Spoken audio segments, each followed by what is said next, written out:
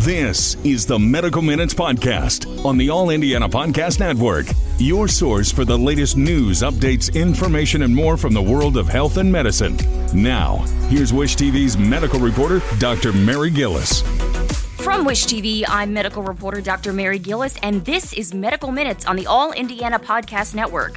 The CDC reports people who've rolled up their sleeves for an extra layer of protection from COVID-19 appear to be testing positive for the virus at a higher rate compared to people who've only gotten their full dose series.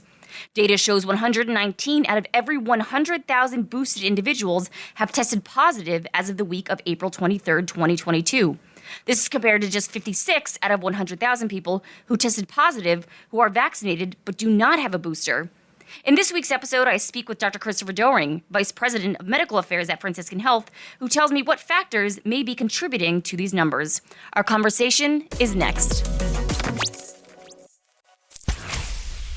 Dr. Doehring, I always love talking to you, and you know that, so I don't have to say that, but I'll keep saying it until... All right. I'll keep saying it, so it doesn't matter. There's no choice there. All right. So this data came out from the CDC, and it's so upside down. It doesn't make sense to me that people who are boosted are testing positive for COVID more than people who have only had their full dose series. So I'm thinking like maybe these people are just older and more susceptible who had gotten their booster to a breakthrough. These people might be more vigilant about testing.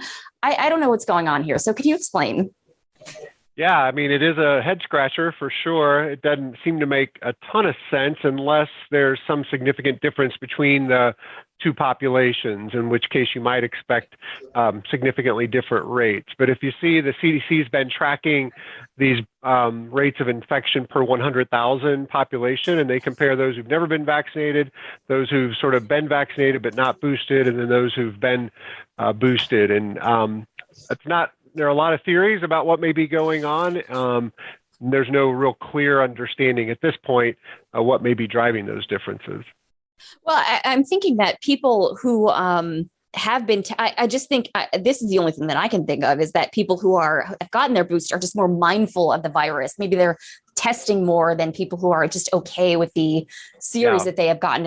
That's sort of just one theory that I'm thinking about. And we can't say for sure, but it's a sort of a hypothesis there. I think there are two or three possible explanations. One is just what you're mentioning.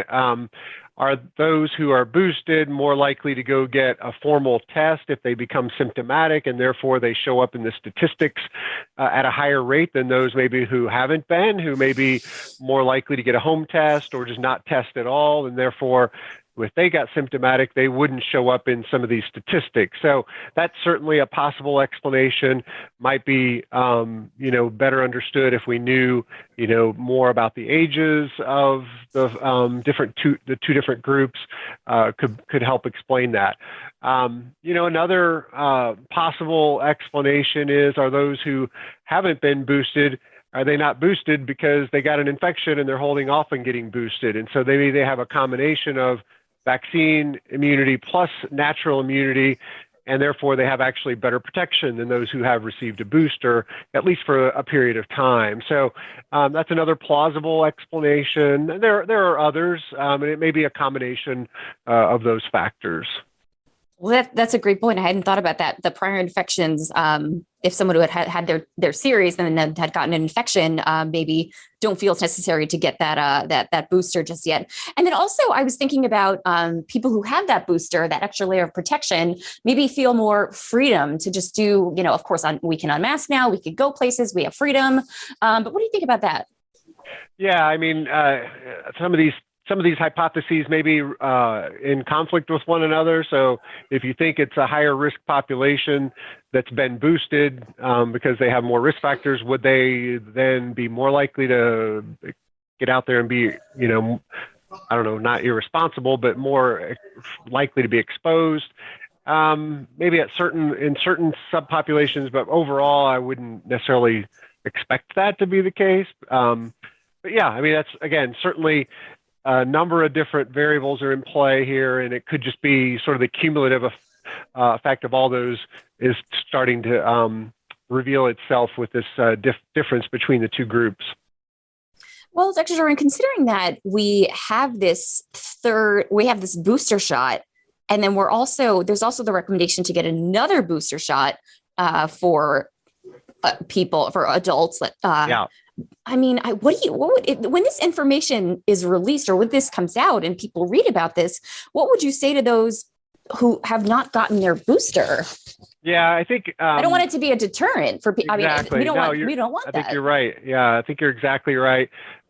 Truthfully, if somebody's been 6 months or more since they were either vaccinated or had COVID, it's probably prudent to go ahead and get boosted at this point. And so, again,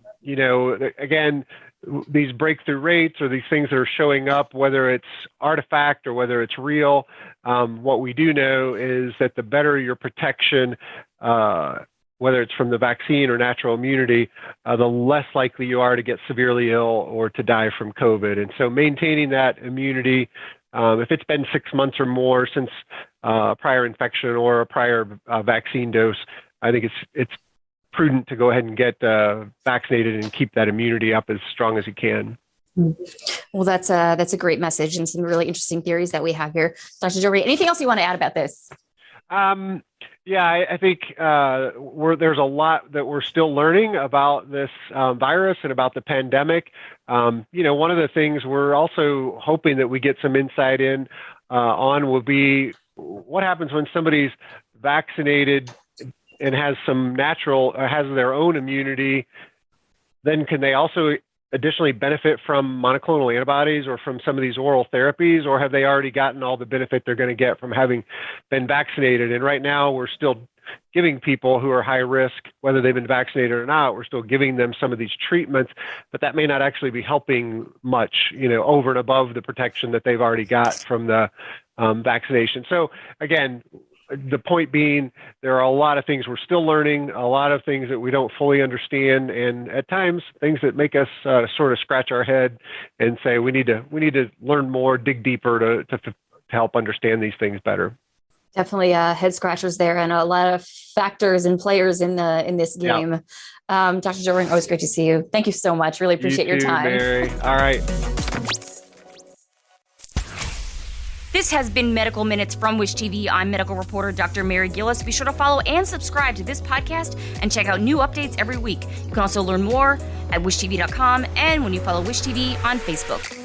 This is the Medical Minutes Podcast with Wish TV's Dr. Mary Gillis. Be informed and stay connected for the latest news and information when you like, subscribe, and follow this podcast and discover even more from the All Indiana Podcast Network.